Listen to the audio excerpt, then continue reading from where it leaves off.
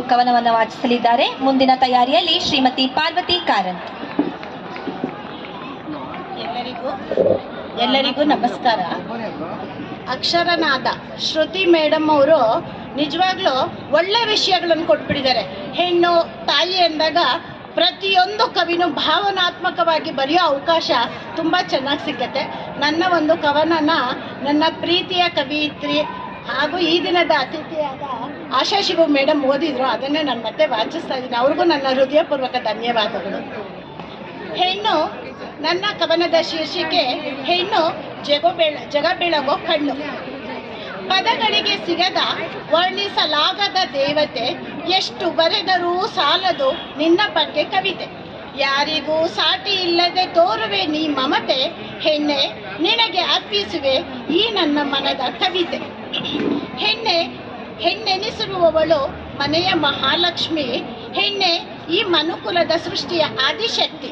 ತನ್ನೆಲ್ಲ ಕಷ್ಟಗಳ ಬದಿಗೊತ್ತಿ ದುಡಿವ ಕ್ಷಮೆಯ ದರಿದ್ರಿ, ನೋವುಗಳನ್ನೆಲ್ಲ ಮರೆಸಿ ನಗಿಸುವ ಸಹನಾಮೂರ್ತಿ. ತ್ಯಾಗ, ಸಹನೆ, ತಾಳ್ಮೆ, ಸಂಸ್ಕೃತಿಯ ರಕ್ಷಣೆ ಇವಳಿಂದ.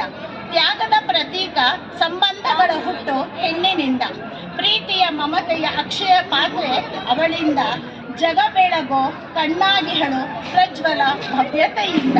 ಹೆಣ್ಣೆ ಜಗದ ಕಣ್ಣು, ಹೊನ್ನು ಹೆಣ್ಣು ಮಣ್ಣು. ಜಗವನುಳಿಸಿ ಜಗನ್ನಾಟಕವನ್ನಾಡಿಸಿ ಪೊರೆವಳು. ದುಷ್ಟ ಸಂಹಾರಗೈದು ಶಿಷ್ಟರ ರಕ್ಷಿಸಿದಳು ಚಾಮುಂಡಿ. ರಾವಣನ ಮದವಳಿಸಿ ಭಸ್ಮಾಸುರನ ಸಂಹರಿಸಿದಳು. ಹೆಣ್ಣು ಪ್ರಧಾನಿ, ರಾಷ್ಟ್ರಪತಿ, ದಕ್ಷ ಆಡಳಿತಗಾರ್ತಿ, ವೈದ್ಯೆ, ವಕೀಲೆ, ವಿಮಾನ ಚಾಲಕಿ, ಪರಿಸರ ಚಿಂತಕಿ, ದೇಶ ಕಾಯುವ ಸೈನ್ಯಾಧಿಕಾರಿ, ಕಾನೂನು ಹೋರಾಟಗಾರ್ತಿ. ಹೆಣ್ಣೆ ನಿನ್ನ ಕರ್ತವ್ಯ ಅಪಾರ ಶಕ್ತಿಗೆ, ರಾಷ್ಟ್ರ ಪ್ರೇಮಕ್ಕೆ ನನ್ನದೊಂದು ಹೃದಯಾಂತರಾಳದ ದೊಡ್ಡ ಸಲಾಂ.